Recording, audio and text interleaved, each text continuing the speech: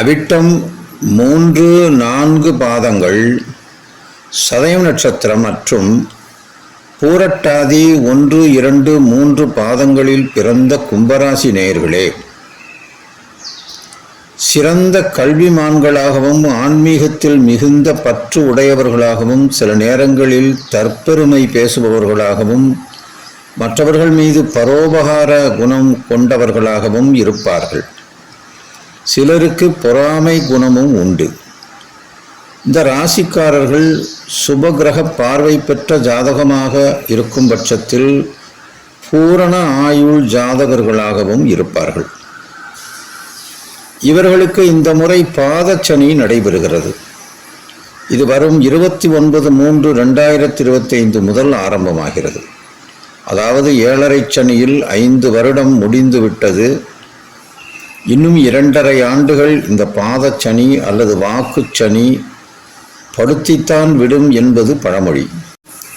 நாணயம் கெடுவதும் கல்வி பயில்வோர் மிகவும் கவனத்துடன் படிக்க வேண்டிய நிலையும் ஏற்படும்.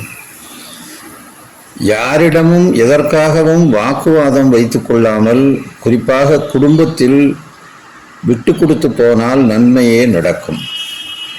வம்பு வழக்குகள் தேடி வரும், கவனம் தேவை. இந்த முறை சனி பெயர்ச்சி அன்று கும்பராசியில் கிரக நிலைகளைப்படி பார்க்கும் பொழுது ராசிக்குடைய சனி 2ஆம் இடத்திலும், ராசிக்கு 2-11 குடைய, அதாவது தனஸ்தானத்திற்கும் லாபஸ்தானத்திற்கும் உடைய குரு 4ஆம் இடத்திலும், ராசிக்கு 3-10 குடைய ஜீவனாதிபதி செவ்வாய் 5ஆம் இடத்திலும், ராசிக்கு 5-8 குடைய புதன், அதாவது பூர்வ புண்ணிய ஸ்தானாதிபதியும் ஆயுள் ஸ்தானாதிபதியுமான புதன் 2ஆம் இடத்திலும், ராசிக்கு 4-9 குடைய சுகஸ்தானத்திற்கும்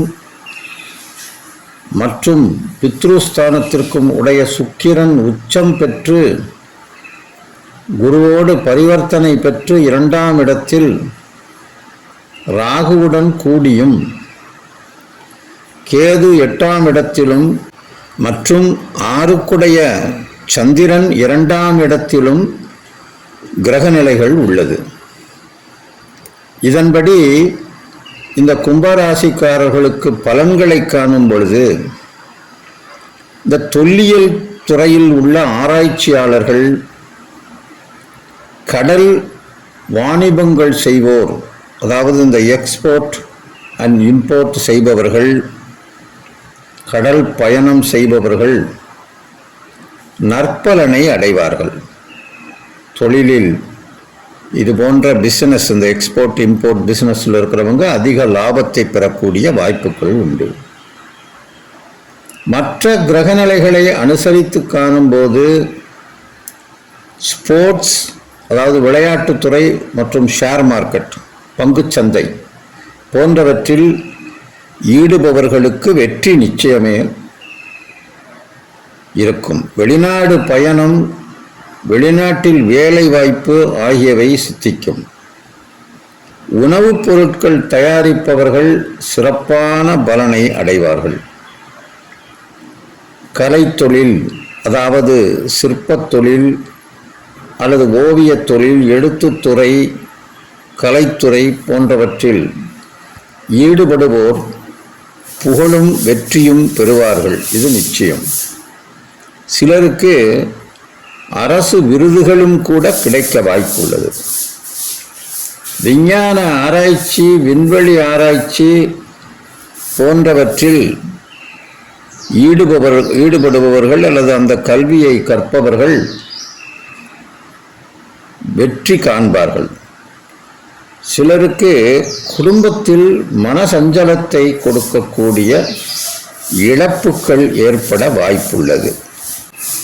லாட்டரி அதிர்ஷ்டமும் தங்கம் போன்ற பொருள் சேர்க்கையும் வண்டி வாகன யோகமும் சிறப்பாக அமைந்து மனதிற்கு மகிழ்ச்சி தரும்.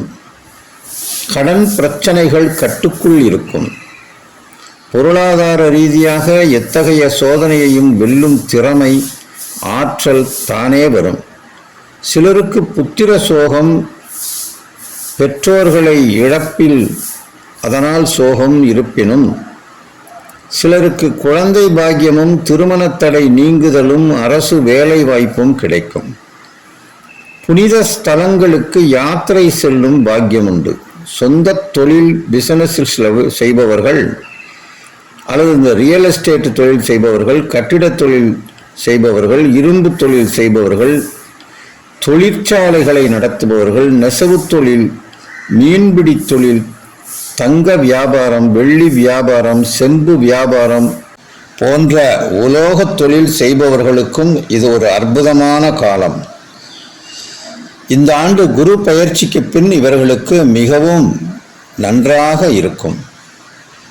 சந்திராஷ்டம தினங்களில் இரவு நேர பயணங்களை தவிர்ப்பதும் அல்லது முக்கிய முடிவுகளை எடுப்பதும், உதாரணமாக பத்திரங்களிலோ அல்லது கடனுக்கு ஜாமீன் கையெழுத்து போடுவதையோ கட்டாயம் தவிர்ப்பது நல்லது.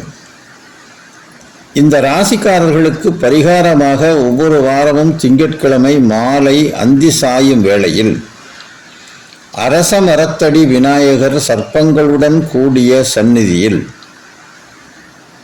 ஒரு வெற்றிலையில் நாட்டு சர்க்கரை பிள்ளையார் பிடித்து, அதாவது நாட்டு சர்க்கரையில் பிள்ளையாரை பிடித்து அதன் கூம்பு பகுதியை லேசாக அழுத்தி அந்த சமதளத்தில் பச்சை கற்பூரம் ஏற்றி அந்த அரச மரம், விநாயகர், சர்ப்பங்களை 7 முறை சுற்றி வர வேண்டும்.